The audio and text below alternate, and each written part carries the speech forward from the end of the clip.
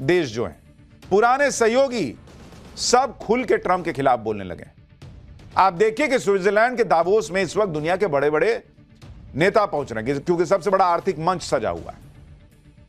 वो मंच anti Trump देशों का अड्डा बन गया है।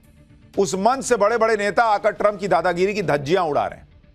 दावोस के मंच से फ्रांस के राष्ट्रपति मैक्रोन ने कह दिया, अरे बॉस, ये गुंडागर्दी नहीं चलेगी। कनाडा के पीएम ने कह दिया कि दुनिया में अब अमेरिका की चौधराहट नहीं चलेगी। डेनमार्क के पीएम कह रहे हैं कि ग्रीनलैंड पर कोई ब्लैकमेलिंग नहीं चलेगी। डेनमार्क के एक सांसद ने तो ट्रंप को खुले संसद में गाली दे दी भाई।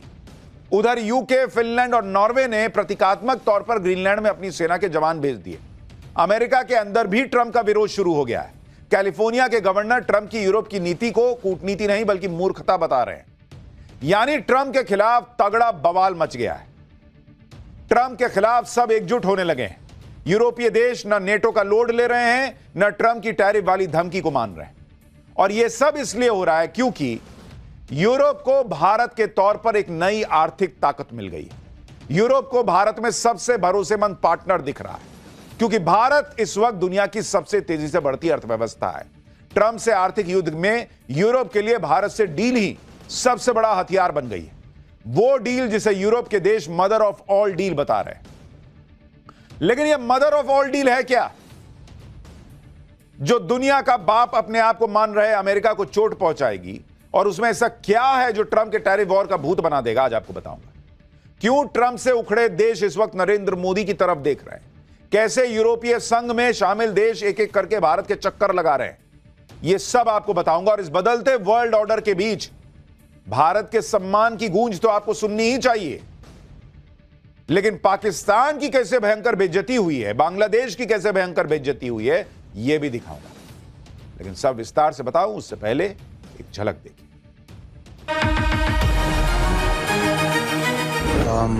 In this world full of turbulence, everybody is looking for trusted partners, and India definitely lists very high. Argue the middle powers must act together, because if we're not at the table, we're on the menu. Competition from the United States of America through trade agreements that undermine our export interests, demand maximum concession, combined with an endless accumulation of new tariffs that are fundamentally unacceptable. क्यों दुनिया PM Modi को नया boss बता रही है? कैसे Trump की गुंडागर्दी के बीच भारत दुनिया के लिए नई ताकत बनकर आ गया है? यह सब बताऊंगा। उससे पहले देखिए कि ट्रंप दुनिया को कहां लेकर आ गए। ग्रीनलैंड को लेकर ट्रंप की जिद ने पूरे वर्ल्ड ऑर्डर को बदल कर रख दिया है। अमेरिका के दोस्त माने जाने वाले यूरोपीय देश भी ट्रंप के खिलाफ खुलकर खड़े हो रहे हैं। हालात इतने बिगड़ गए कि डेनमार्क की संसद में ट्रंप को गाली दी जा रही है। डेनमार्क की संसद में ग्रीनलैंड पर बोलते हुए एंडर्स विस्टिसन ने, जो कि एक सांसद हैं, उन्होंने ट्रंप के लिए एफ वर्ड का इस्तेमाल कर दिया, उनको खुली गाली दे दी। सुनिए कैसे ट्रंप को गाली दी जा रही है, और कोई नॉर्मल ऐसे मामूली सोशल मीडिया पे ट्रोल नहीं दे रहा, संसद में खड़े होकर सांसद गाली दे रहा है ट्रंप को। आप सोचिए, जो डेनमार्क नेटो का फाउंडिंग मेंबर है, उसके सांसद अमेरिका के राष्ट्रपति को खुलकर गाली दे रहे हैं, एफ वर्ड का इस्तेमाल कर रहे हैं, क्योंकि ग्रीनलैंड हड़पने को लेकर ट्रंप ने डेनमार्क समेत 8 देशों को टैरिफ की धमकी दे दी। वो भाई के पास कुछ है ही नहीं, वो ऐसे निकालता है टैरिफ टैरिफ टैरिफ, जिधर मन करता है उधर टैरिफ फेंक देता है। लेकिन डेनमार्क और यूरोप के बाकी देश ट्रंप की टैरिफ वाली धमकी का लोड नहीं ले रहे। डेनमार्क समेत पूरे यूरोप में मदर ऑफ ऑल डील की चर्चा हो रही है, पीएम मोदी की चर्चा हो रही है। यह मदर ऑफ ऑल डील है क्या और क्यों मोदी मोदी हो रहा है, आगे बताऊंगा। लेकिन पहले देखिए कि कैसे ट्रंप के खिलाफ दुनिया भर में जुबानी जंग छिड़ गई। ब्रिटिश सांसद एड डेवी ट्रंप को इंटरनेशनल गैंगस्टर कह रहे हैं। कोई डोनाल्ड ट्रंप को गाली दे रहा है, कोई गैंगस्टर कह रहा है, कोई गुंडा बता रहा है, कोई सबसे करप्ट राष्ट्रपति बता रहा है अमेरिका का। सोचिए कितनी भद पिटवा रहे हैं ट्रंप अमेरिका की, छींचा लेदर होकर रखी है। ट्रंप के खिलाफ यह भयंकर गुस्सा स्विट्जरलैंड के दावोस में भी फूटा, जहां वर्ल्ड इकोनॉमिक फोरम की बैठकें हो रही। वहां ग्लोबल मंच से कनाडा के पीएम और फ्रांस के राष्ट्रपति दोनों ट्रंप को कोस रहे हैं। सुनिए कैसे ग्लोबल मंच से अमेरिकी राष्ट्रपति की भयंकर बेइज्जती एक के बाद एक होती चली जा रही है। It seems that every day we're reminded that we live in an era of great power rivalry, that the rules-based order is fading, that the strong can do what they can and the weak must suffer what they must. Argue the middle powers must act together because if we're not at the table, we're on the menu. Competition from the United States of America through trade agreements that undermine our export interests, demand maximum concessions, and openly aim to weaken and subordinate Europe, combined with an endless accumulation of new tariffs that are fundamentally unacceptable, even more so when they are used as leverage against territorial sovereignty. But we do prefer respect to bullies. We do prefer science to plotism. यानी बड़े बड़े देश कह रहे हैं, उनको समझ में आ रहा है, if we are not in the menu we are on the table. यानी अगर हम मेन्यू में नहीं हैं, मतलब अगर हम table, we are not on the table we are in the menu, यानी अगर हम टेबल पे नहीं हैं बैठ के बातचीत करने के लिए, तो हम मेन्यू में हैं भाई। ये आदमी खा जाएगा हमको, डोनाल्ड ट्रंप। बड़े बड़े नेता ट्रंप को चेता रहे हैं कि ये गुंडागर्दी नहीं चलेगी, लेकिन ट्रंप कहां मानने वाले? वो तो तैयारी किए बैठे हैं कि 1 फरवरी आए और वो ग्रीनलैंड को लेकर यूरोप के 8 देशों पर टैरिफ लगा दे। यानी ग्रीनलैंड लेने के लिए ट्रंप मिसाइल और रॉकेट नहीं मार रहे, बल्कि टैरिफ को हथियार बना रहे हैं। ट्रंप को लग रहा है कि यूरोप के देश उनके टैरिफ से डरकर सरेंडर कर देंगे, लेकिन बॉस यूरोप के देश ट्रंप से भी आगे निकले। उन्होंने ट्रंप की धमकी का तोड़ निकालने के लिए प्लान बी बनाया। यूरोपीय देश ट्रंप के नए टैरिफ लगाने से पहले ही भारत से सबसे बड़ी डील करने की तैयारी कर रहे हैं, जिसे मदर ऑफ ऑल डील कहा जा रहा है। भारत और यूरोपीय यूनियन के बीच जो मेगा डील होने वाली है, उससे पहले ही यूरोप के देश भारत के चक्कर लगा रहे हैं। पहले पोलैंड के विदेश मंत्री भारत आए थे, अब स्पेन के विदेश मंत्री भारत आए हुए हैं और खुलकर कह रहे हैं कि दुनिया में मची उथल पुथल के बीच स्पेन को भारत जैसे देश पर भरोसा है। In these very complicated times in the world, it's very important for Spain to foster our relationship with such a reliable country like India, a country that believes in international law, that upholds the principles of the United Nations Charter, and that believes in multilateralism. दुनिया में इस वक्त नरेंद्र मोदी और नए भारत की चर्चा हो रही है कि भाई भारत ही उम्मीद जगाए रखे हुए। आप देखिए दुनिया के डायनामिक्स कैसे बदल रहे हैं।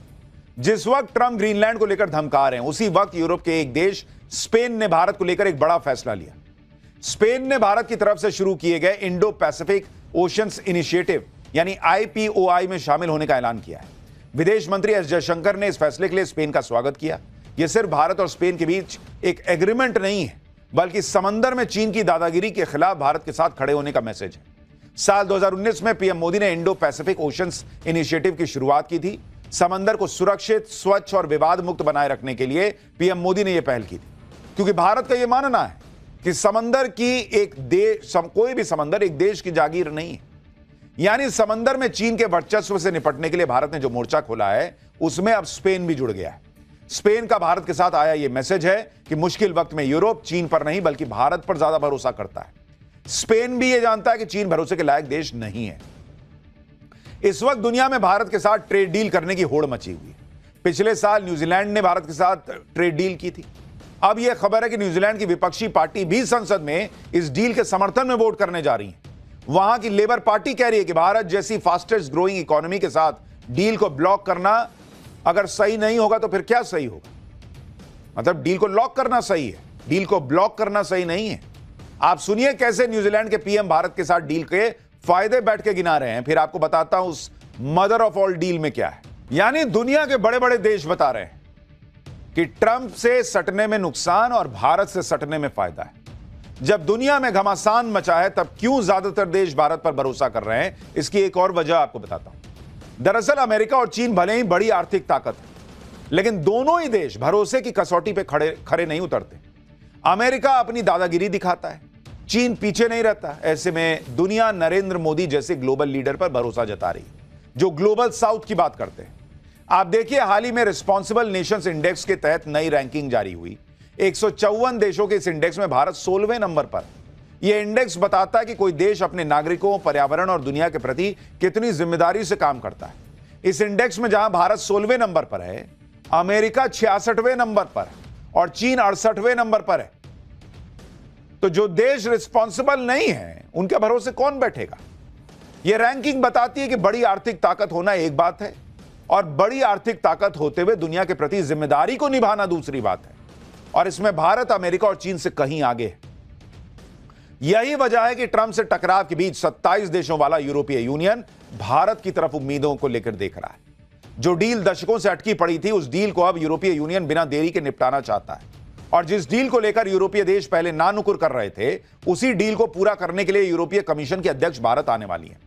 भारत आने से पहले उन्होंने भारत के साथ होने वाली डील को मदर ऑफ ऑल डील बताया। कहा कि यह ऐसी डील होगी जो 200 करोड़ लोगों के लिए मार्केट तैयार करेगी।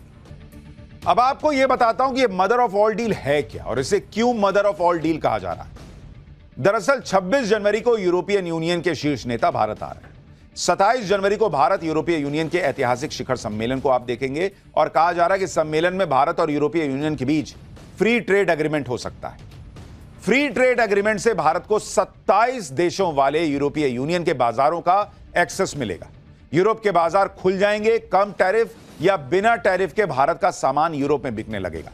ग्लोबल ट्रेड रिसर्च इनिशिएटिव यानी GTRI के मुताबिक यह डील भारत के लिए दुनिया के सबसे अमीर और भरोसेमंद आर्थिक ब्लॉक EU के दरवाजे खोलेगा।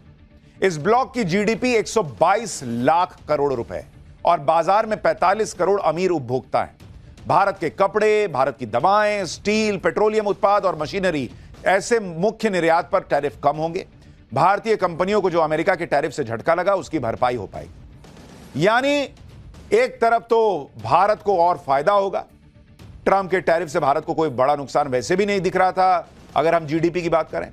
और दूसरी तरफ जो यूरोपीय देश हैं वो भारत के और करीब आ रहे हैं, ट्रंप को आंखें दिखा रहे हैं। यह डील भारत और यूरोप के लिए जितनी अहम है उतनी ही उसकी टाइमिंग इंपॉर्टेंट है, क्योंकि यह डील ऐसे वक्त में हो रही है जब ट्रंप यूरोप पर टैरिफ लगाने की धमकी दे रहे हैं और भारत पर टैरिफ लगा ही चुके हैं।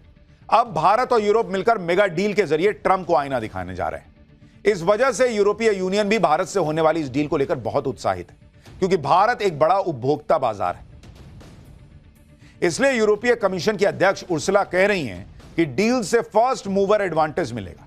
यानी इस तरह की डील भारत से किसी ने नहीं की, इसलिए यूरोपीय यूनियन को इसका फायदा मिलेगा। इस डील को लेकर 2007 से बात चल रही थी। 2013 में बात अटकी। अब 19 साल बाद जब ट्रंप यूरोप के पीछे पड़ गए हैं तो यूरोप भारत से किसी भी कीमत पर डील करने को बेताब है। इस ट्रेड एग्रीमेंट के साथ ही पिछले 4 साल में यह भारत का 9वां ट्रेड एग्रीमेंट होने जा रहा है। और इसीलिए जब नरेंद्र मोदी कहते हैं कि यही समय है, सही समय है, यह भारत का समय है, आप देखिए ग्लोबल परिस्थितियां भी ऐसी बन रही हैं कि जो 10-10, 15-15, 20-20 साल से अटके हुए डील हैं वो होने लग रहे हैं। यह भारत का टाइम है बॉस। यूरोपियन यूनियन इस डील के साथ ही ट्रंप को मैसेज भी दे देगा कि तुम टैरिफ खेलते रहो, यहां हम भारत से डील करके निकल लिए। भारत से डील में सबको फायदे का सौदा दिख रहा है, क्योंकि दुनिया भर के अलग अलग सर्वे, रिपोर्ट, रैंकिंग, हर कोई कह रहा है भाई कि नरेंद्र मोदी के भारत में अगर आप इन्वेस्ट कर रहे हैं तो आपकी तरक्की की गारंटी है। और भारत की तरक्की के साथ दुनिया जुड़ना चाहती है, क्योंकि युद्ध के माहौल में जहां दुनिया के बाकी देशों में सरकारें टिक नहीं रही, महंगाई से देश परेशान है, उस दौर में भारत की कंपनियां अपने ग्रोथ को लेकर निश्चिंत हैं। आप देखिए PwC ने हाल ही में ग्लोबल CEO सर्वे किया। PwC मतलब प्राइस वाटर हाउस कूपर्स, दुनिया की टॉप 4 अकाउंटिंग फर्म में आती है। इस कंपनी ने दुनिया के 4454 CEO का सर्वे किया, जिसमें भारत के भी 50 CEO शामिल थे। इन CEO से ग्रोथ, निवेश, रिस्क को लेकर सवाल पूछा गया। इस सर्वे में 77% भारतीय CEO ने अपनी कंपनी की ग्रोथ को लेकर कॉन्फिडेंस दिखाया, जबकि केवल 55% ग्लोबल CEO ग्रोथ को लेकर कॉन्फिडेंट थे। इस साल रेवेन्यू में बढ़ोतरी को लेकर 57% भारतीय CEO कॉन्फिडेंट हैं, जबकि 30% ग्लोबल CEO। इतना ही नहीं, भारत अब दुनिया में अमेरिका के बाद दूसरे नंबर का देश बन चुका है जहां ग्लोबल CEO इन्वेस्ट करना चाह रहे हैं। पिछले साल की तुलना में 6% ज्यादा CEO भारत में इन्वेस्ट करने का प्लान कर रहे हैं। और हमने आपको पाठशाला में पहले भी बताया था कि कैसे Amazon, माइक्रोसॉफ्ट, गूगल जैसी कंपनियां भारत में बड़े निवेश का प्लान कर रही हैं।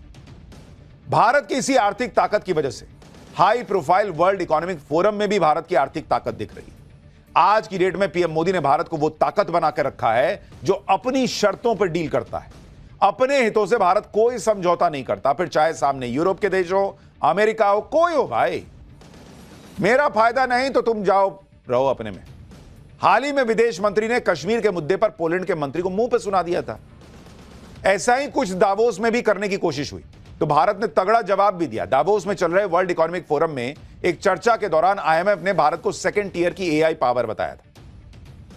एआई पावर को लेकर सेकंड टियर का बोल दिया। इस पर केंद्रीय मंत्री अश्विनी वैष्णव ने खड़ा विरोध जताया, कहा कि आईएमएफ का क्राइटेरिया ही गलत है। सुनिए दावोस में क्या हुआ।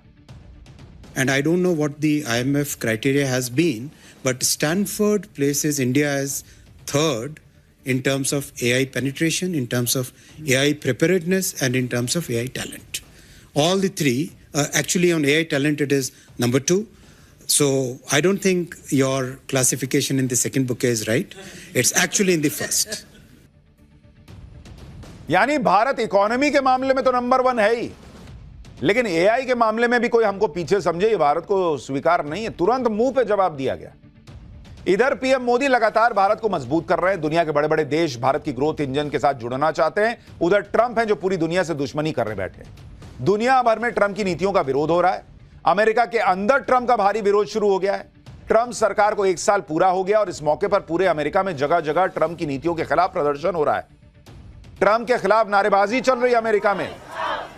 उधर स्विट्जरलैंड के दावोस में वर्ल्ड इकोनॉमिक फोरम में ही कैलिफोर्निया के गवर्नर ने ट्रंप के खिलाफ मोर्चा खोल दिया। कैलिफोर्निया के गवर्नर ने ट्रंप की कूटनीति को मूर्खता बता दिया। लोग करेंगे एकदम मूर्ख है भाई। कैलिफोर्निया के गवर्नर ने कह दिया कि यूरोप को एकजुट होकर स्टैंड लेना होगा। चाहे टैरिफ की बात हो या फिर वेनेजुएला पर अटैक हो या फिर अब ग्रीनलैंड पर कब्जे की जिद हो, इन सारे फैसलों और नीतियों की वजह से डोनाल्ड ट्रंप की किरकिरी हो रही है। ट्रंप ने अपने सोशल मीडिया प्लेटफॉर्म पर ग्रीनलैंड के कब्जे का पोस्टर डाला था, जिसमें ट्रंप अमेरिकी झंडा लेकर ग्रीनलैंड की धरती पर खड़े दिखाए गए। Probably the biggest statement I made, because people thought I would use force. I don't have to use force. I don't want to use force. I won't use force. ये आदमी सुबह उठ के कुछ बोलता है, दिन में कुछ बोलता है, रात में कुछ बोलता है, और इसीलिए अब दुनिया ने इसका सुनना बंद कर दिया।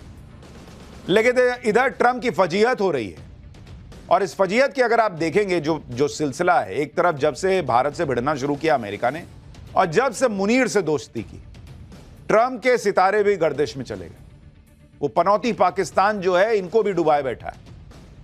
ट्रंप की फजीहत तो हो ही रही है, पाकिस्तान और बांग्लादेश की भी इंटरनेशनल बेइज्जती हो रही। पाकिस्तान बांग्लादेश भारत को घेरने निकले थे, लेकिन उनकी खुद की बेइज्जती हो गई। आईसीसी यानी इंटरनेशनल क्रिकेट काउंसिल ने बांग्लादेश और पाकिस्तान की सारी हेकड़ी निकाल दी। आईसीसी ने बांग्लादेश की उस मांग को सिरे से खारिज कर दिया है जिसमें बांग्लादेश ने T20 वर्ल्ड कप के अपने मैच भारत से बाहर शिफ्ट करने की मांग की थी।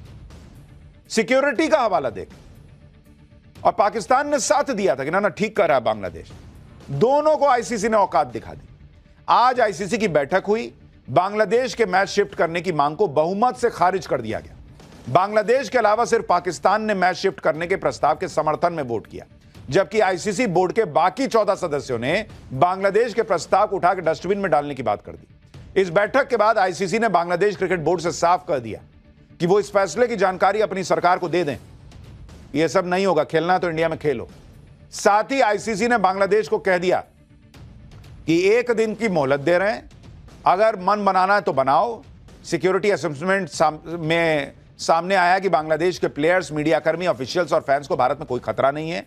इसके साथ ही आईसीसी ने बांग्लादेश को चेतावनी दी है कि अगर वो भारत में खेलने से इनकार करता है तो तुमको उठा के टूर्नामेंट से बाहर कर देंगे और उसकी जगह स्कॉटलैंड को T20 वर्ल्ड कप में खिला देंगे। अब सोचिए कितनी बेइज्जती है। पाकिस्तान गया था साथ में सटने के, मैं सटूंगा बांग्लादेश से तो बांग्लादेश की बात सुनी जाएगी। दोनों को बाहर मुर्गा बनाकर खड़ा कर दिया गया, जैसे क्लास के बाहर करते हैं वैसा वाला हाल असली में नहीं बनाए। बांग्लादेश को कहती खेलना खेलो, नहीं तो जाओ स्कॉटलैंड को खिला। सोचिए कंपैरिजन भी हो रहा है किससे, नहीं खेलोगे तो जाओ स्कॉटलैंड खेल लेगा। T20 वर्ल्ड कप 7 फरवरी से भारत और श्रीलंका में खेला जाना है। टूर्नामेंट में बांग्लादेश को ग्रुप सी में रखा गया है। उसके 3 ग्रुप मैच कोलकाता के ईडन गार्डन स्टेडियम में खेले जाने हैं, जबकि आखिरी ग्रुप स्टेज मैच मुंबई में होना है। इधर पाकिस्तान में ऐसे काम हो रहे हैं जिससे पाकिस्तान की अलग छीछा लेदर हो रही है। पाकिस्तान के रक्षा मंत्री ख्वाजा आसिफ ने सियालकोट में